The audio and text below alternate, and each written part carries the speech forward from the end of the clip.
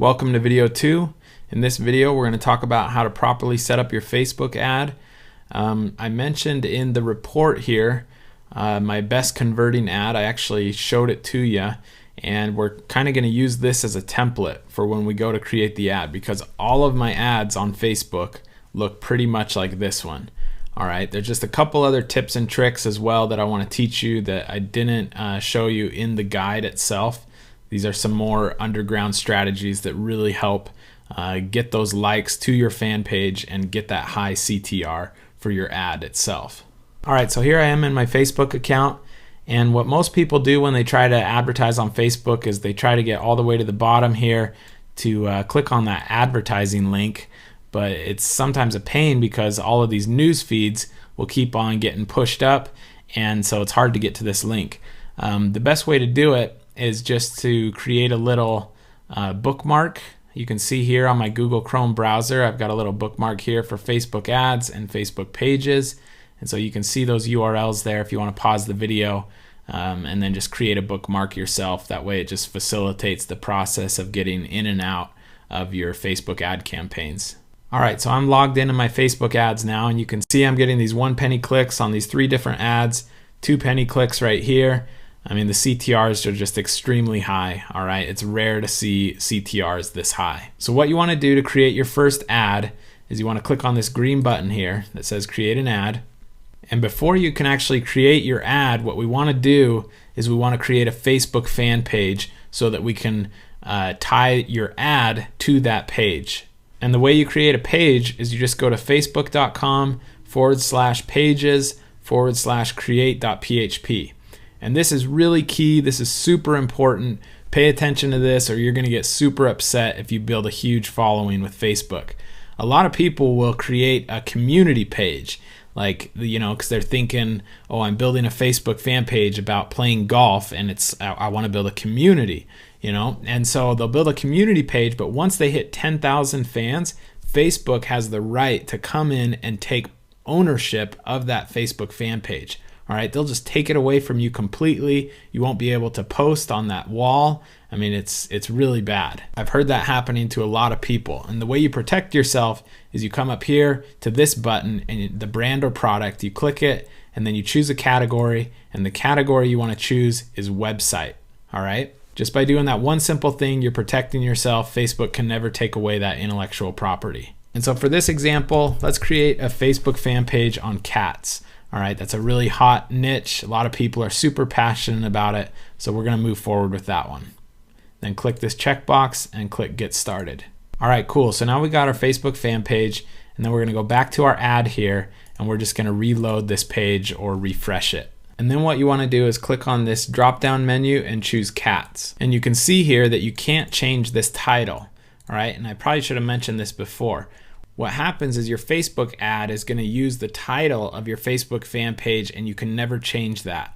And so going back to this guide, you can see that I've got my fan page titled as metal detecting because I'm not able to change that in the ad. All right, that's locked in. And then right here in the body text, I've also got metal detecting lowercase. And so these two should be in sync. At least this is what I've learned from experience. When you're putting emphasis on metal detecting in 2 different places, they're more likely to see it, and they're more likely to click the like button. Now, cats is pretty broad. You probably could have gone with something like playing with cats, and then your body text would have been click like if you love playing with cats. But for this example, let's just keep it simple and type this in. Click like if you love cats. Now we need an image for our ad, and you can get an image from iStock Photo. It costs like $1 per image. We can just see here what they've got. We'll type in cats. Now the thing about iStock Photo is a lot of these images are really professional. All right, you can just see that that's a video there, but you can see that a lot of these are stock photos, like that one. You can just tell that's a professional photo. And so I'm not sure how that would do on Facebook. Most people like to click on images that look real, like they were taken from a real person, not a professional photographer. But you never know. Some of these would be worth testing. But like I said in the guide, more of the click-through rate is dependent on your body text from my experience. So iStock Photo is a great place to find your images. Another place is Google Images, and you can find that by going to google.com and then clicking on images here. And a lot of people will just type in cats here and just take these images, but the problem is some of these are copyright protected. And so the way you get around this to make sure you're not going to get into trouble is click on advanced search right here. And then you're going to click on this and then go labeled for commercial reuse with modification and then redo your Google search. All right, now all of these pictures of cats aren't copyright protected. These are yours for the taking.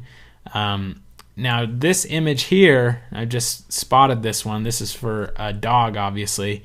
But images like this that kind of stand out to you, you can even see as you're scrolling down here, if it stands out to you, then that's probably going to be a good ad on Facebook. All right, that's going to be a good image to run. Something that's funny or witty or just kind of out there. Those are the types of images that do really, really well on Facebook. So I guarantee you this one would do well on Facebook for the dog niche. Now for this example, let's just use this image right here. What I'm going to do is right click it and then click on copy image. Now I usually use Photoshop as my photo editing software.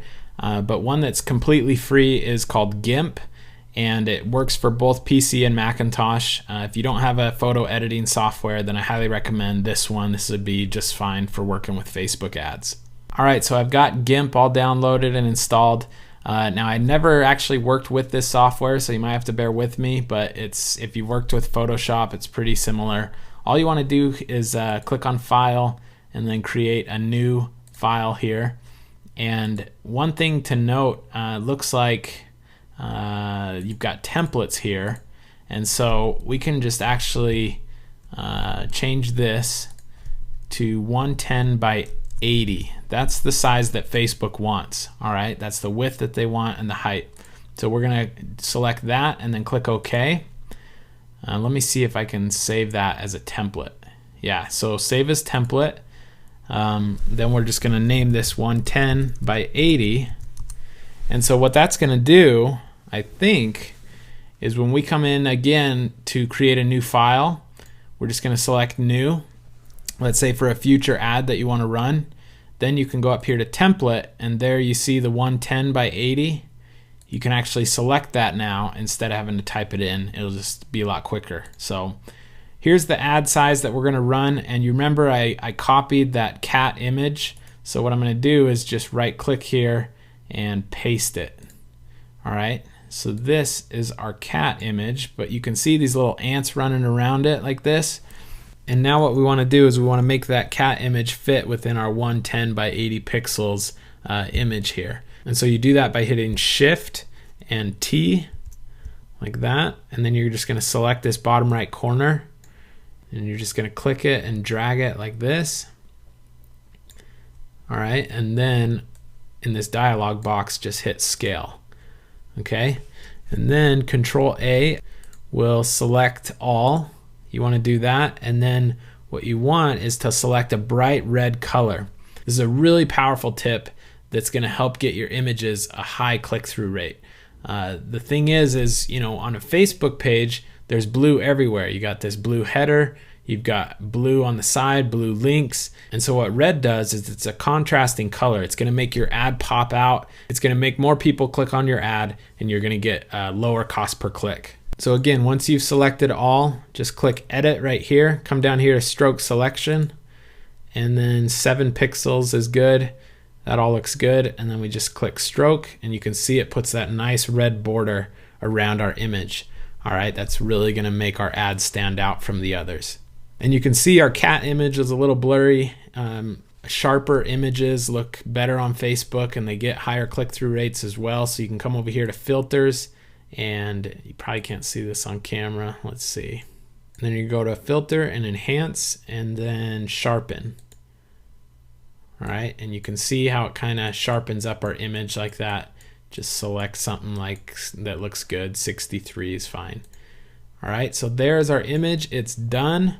And again, you don't have to create 30 of these. With this strategy that I explained in the guide, you don't have to create 30 images. I didn't have to split test with any of my ads to get those high click-through rates. Granted, split testing will help you. It's not going to harm anything. You gotta, by doing that, you're going to be able to find your winning ads.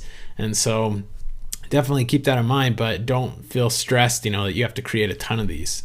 All right, so to save your ad, you're just going to go to File and then Save a Copy, and you gotta click right here by extension, scroll down, and it'll be JPEG. You want to save it as a JPEG, and then just type in cat.jpg, and then just click on Export, and then that's fine. Actually, let's kick that up to 100, and then click Save. All right, so then we'll go back over to our Facebook ad. Now I clicked on Choose File, and I selected that cat image that I saved to my desktop. That's what you want to do, but sometimes it'll bug out like this. It'll say uploading photo, but then it won't appear here. Just ignore that. It'll fix itself once we save the actual ad. Now, one other tip that I wanted to mention here is look at these ads here on the right hand side. Look at this one here at the bottom. You see how the image is not 110 by 80 pixels? It's actually more like a perfect square. It's probably 80 by 80 pixels. And so those are actually good ads to also split test because they stand out from the crowd. You can tell these ones are all the same dimensions, 110 by 80 pixels. But this one kind of stands out because it's got this white space in between it. And so that's just another tip. You got the red border tip that really helps your ad pop out. And then by also switching up the sizes, making it a little taller than it is wide, will sometimes also help get those higher click-through rates. So that's pretty much it for this video. Sorry it took a little bit longer than expected. I just wanted to cover all of this stuff for you. If you're doing this stuff and you got the right niche, you're gonna get 1 penny clicks, maybe even 0-cent clicks. If there's one thing I can stress about what's gonna be the most important aspect of getting the high click-through rates, it's your body text, all right? This click like if you love XYZ. Don't overthink it, just copy it exactly how I've done it according to your niche. And like I said, with this one, I was getting a 1.2% CTR. That's crazy. And I just randomly picked this image. This was the first image I tested. And that happens often with probably over half of the niches that I test. Now, knowing what you know now about the red border, if I put one around this image, I bet you it'd get a better CTR. So that wraps it up for this video. I will see you in video 3.